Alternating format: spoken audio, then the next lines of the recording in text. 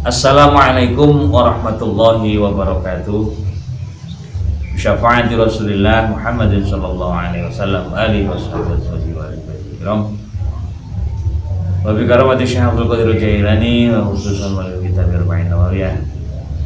Abaina wa abaikum wa ummahatina wa ummahatikum wa jaddatina wa jaddatikum wa jaddatina wa jaddatikum wa masyayikhina wa masyayikhikum wa muallimina wa muallimikum. Syaulillahi lahumul fatihah. A'udzubillahi minasyaitonir rajim. Bismillahirrahmanirrahim. Alhamdulillahi rabbil alamin arrahmanir rahim maliki yaumiddin. Iyyaka na'budu wa iyyaka nasta'in ihdinas siratal mustaqim siratal ladzina an'amta 'alaihim ghairil maghdubi 'alaihim waladdallin.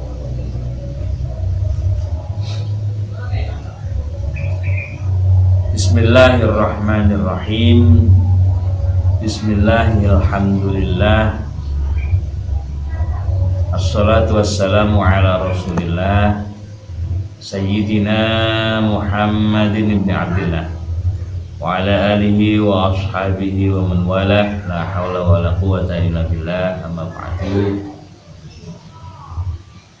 Bismillahirrahmanirrahim. Qala al-muallifu rahimahullahu ta'ala nafa'ana bihi wa bi'ulumihi fid dharaini. Amin. Kepada seluruh pemirsa IGTV dan channel YouTube PKPT UYP Universitas Siddhartha Pasuruan yang dirahmati oleh Allah Subhanahu wa taala.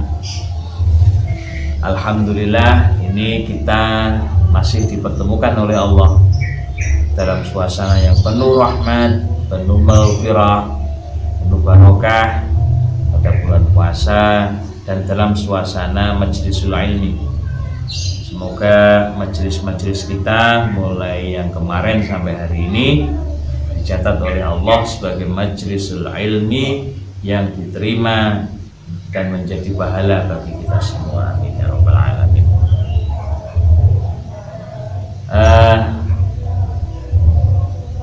Memang kita masuk pada hadis yang ke-10, al-hadisul ashir. Al-hadisul ashiru atau hadis yang ke-10. Bismillahirrahmanirrahim. An Abi Hurairah qala. Hadis ini diriwayatkan oleh Abu Hurairah. Beliau menuturkan qala Rasulullah sallallahu alaihi wasallam. Rasulullah Muhammad sallallahu alaihi wasallam bersabda. Beliau bersabda, innallaha thayyibun. Innallaha, sungguhnya Allah taala itu thayyibun, bagus, baik, layak balu, tidak menerima Allah, layak balu tidak menerima Allah illa thayyiban, kecuali yang baik. Wa innallaha, dan sesungguhnya Allah amaro, merintah Allah al-mu'minina, kepada beberapa orang yang beriman, bima, dengan perkara, amaro, yang diperintah, bihi, kepada ma, dengan perkara tadi.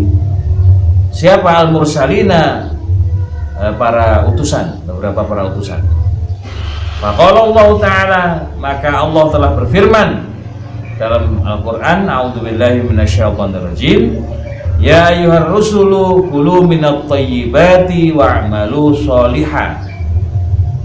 Ya ayyuhar rusulu, hai para beberapa utusan, kulu, makanlah kamu sekalian, minat thayyibati, dari hal-hal yang bagus, yang baik, wa'malu, dan beramallah kamu sekalian, sholihan, dengan sesuatu yang baik pula.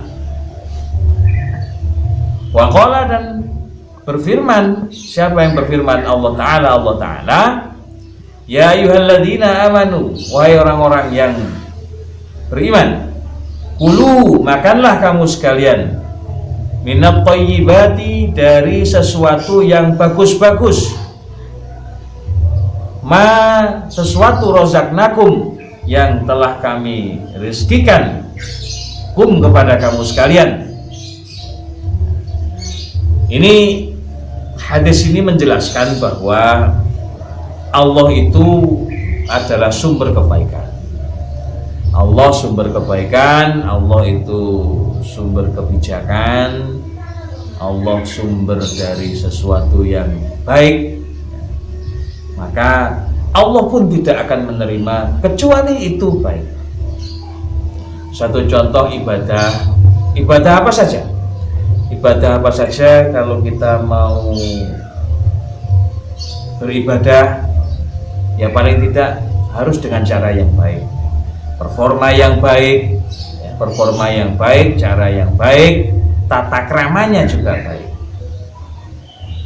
Bagi sekarang kita kadang-kadang di era yang cukup milenial, cukup global semacam ini, yang paling pertama agak sedikit mundur dan agak sedikit terkikis dari era kita yang saat ini adalah tata cara dan tata krama yang baik. Kadang-kadang adab ta'lim, di adab pencari ilmu saja itu sebenarnya sudah ada tata kramanya, diantaranya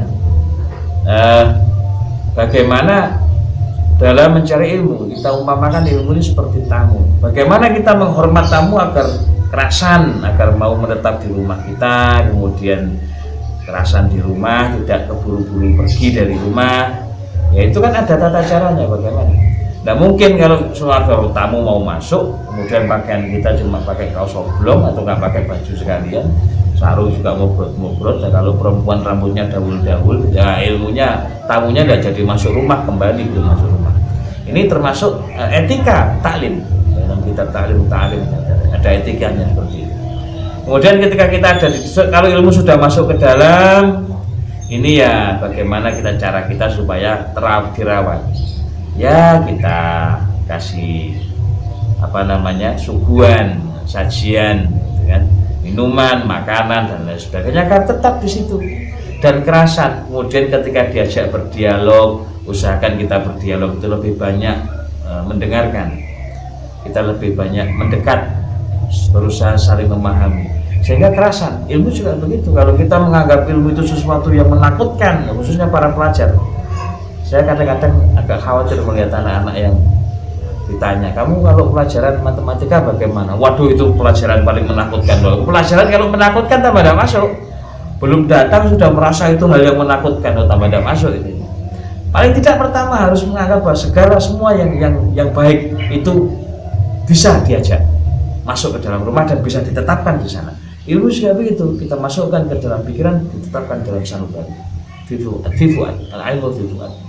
Nah, ilmu sendiri sebenarnya kalau dalam beberapa ulama mengatakan itu al-ilmu fis sudur la fis sudur. Ini ya kata kunci ya. Al-ilmu fis sudur la fis sudur. Ilmu itu sebenarnya dalam sanubari, bukan dalam tulisan. Karena tulisan bisa hilang, tapi kalau sudah masuk ke dalam sanubari dia tidak akan hilang. Maka seperti yang saya gambarkan tadi, ilmu kalau sudah masuk ke dalam rumah, kemudian anteng di dalam rumah dan kerasan, nggak gampang pergi. Nah, itu tata krama. Ini apalagi menghadap Allah. Menghadap Allah ini harus super tata kramanya kita jaga. Ini yang agak berkurang saat ini. Apalagi saat ini era milenial seperti ini, ya tata krama kita agak sedikit berkurang. Nah, Allah memerintahkan kepada kaum mukminin. Apa perintahnya? Perintah ini sesuai dengan perintah yang diperintahkan kepada para mursalin atau para utusan. Maka di sini ada dua ayat dari Al-Qur'an. Yang pertama perintahnya Allah kepada para utusan. Ya ayyuhar rusulu kulu minat thayyibati wa'malu sholihan. Wahai para utusan Allah, makanlah dari sesuatu yang baik dan lakukan sesuatu yang baik. Ini yang pertama. Kemudian ada ayat lagi yang menerangkan, ada ayat lagi yang menjelaskan, ya ayyuhalladzina amanu. Nah, setelah para utusan diberikan gambaran seperti yang tadi, bahwa perintah ini diberikan kepada para utusan, pada orang mukmin, sebagaimana perintah ini sudah diberikan kepada para utusan. Allah mengatakan ya ayyuhalladzina amanu kulu min thayyibati ma razaqnakum. Nah, makanlah dari sesuatu yang baik. Nah, ini makanan dari sesuatu yang baik. Ini saya terangkan ini dulu. Ini sangat berpengaruh sekali. Makanan yang baik itu yang bagaimana kategorinya, yang diberikan oleh Allah sebagai rezeki untuk kamu sekalian. Yang baik itu yang satu harus berkategori halalan, baru yang kedua thayyiban. Halal saja tidak thayyib juga jadi masalah, apalagi cuma thayyib terus gak halal, itu tambah jadi perkara. Bagaimana sih definisi daripada halalan dan thayyiban? Kalau halal berarti secara aturan memang sudah diperbolehkan oleh agama. Kalau thayyib ini sesuatu yang baik. Bisa jadi yang kita makan itu halal cara memperolehnya, halal barangnya yang dimakan juga halal, tetapi di situ ada tidak thayyiban. Satu contoh gambaran kecil saja, kecil. Kita diberi rezeki oleh Allah. Kita diberi rezeki oleh Allah, kemudian kita bisa bersedekah berupa seekor lembu atau sapi dalam bentuk korban. Ya benar, ini sering saya sampaikan kalau dalam sesi pemberian materi terhadap para penyembelih hewan ternak. Nah, itu thayyib di situ kadang-kadang, mohon maaf, benar sapi ini halal, kita beli dengan uang yang halal, terus caranya juga halal, penyembelihannya juga benar dan halal. Tapi kadang-kadang di situ, khususnya untuk lembu itu ada sekarang, bukan dulu ya, sekarang ini sudah mulai aneh. Di lembu sendiri itu kalau yang ada punuk ini, itu di hatinya coba dicek terlebih dahulu. Biasanya di situ ada cacing pita, warnanya putih. Itu tidak bisa kemudian terus diikut sertakan di dalam pendistribusian atau tasarruf udhiyah. Nah kalau kemakan orang kan tambah bahaya. Nah ini harus betul-betul seleksi. Kemudian cara pengambilan itu, jeruan atau hatinya itu juga demikian, nggak bisa kemudian, apalagi ini hewan yang disembelihnya agak sedikit sakit, ini cukup membahayakan. Maka harus tahu cara penyembelihannya benar, bagaimana darahnya, pembuangannya tidak menjadikan penyakit, terus sisi-sisi dagingnya bermasalah tadi juga dibuang dengan benar, ditanam dan lain sebagainya, kalau supaya penyakitnya tidak. Dan ini harus tahu. Maka di sini perintahnya Allah, kulu minat thayyibati ma razaqnakum. Ini sesuatu yang diperintahkan dalam hadisul asyir. Para pemirsa yang dirahmati oleh Allah, karena waktu juga yang membatasi kita, ini untuk hadis ini belum selesai, kita lanjutkan di pertemuan yang akan datang. Semoga sedikit yang bisa saya sampaikan ini, alhamdulillah, semoga mendapatkan ridho dan diiringi dengan hidayah dari Allah Subhanahu wa taala, bisa menjadikan ilmu yang manfaat bagi kita semua. Amin amin amin amin ya rabbal alamin. Akhiran wallahu muwaffiq ila aqwamit thoriq.